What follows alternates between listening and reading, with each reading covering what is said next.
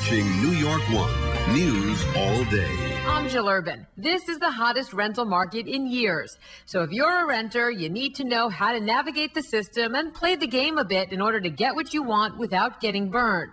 So Teri Rogers of the Brick Underground has some tips for those looking to sign a lease. First, if you're going the no-fee route, be very clear with what you want. Remember that the leasing agent is not going to tell you there are 10 or 15 apartments available at that moment because they want to preserve their negotiating leverage. So they'll tell you about 2 or 3 units that are available. So make sure you're very clear in your requirements when you walk in the door.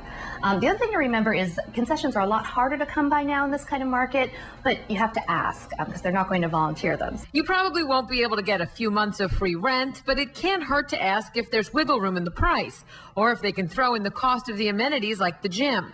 She says there are some signs that a landlord may be more flexible, like if an apartment's been on the market a while, if it's not in the best shape, or if it has a current tenant that's not allowing the apartment to be shown. If you're renting in a co-op or condo, there are a few things to remember. Make sure that you've been approved by the board and not just the owner, or you can get kicked out after you move in. Also make sure that all the amenities in the building are available to renters too, not just owners in the building. And no matter the building, don't assume the amenities are included in the rent. Find out if things like a gym or a roof deck will cost you extra.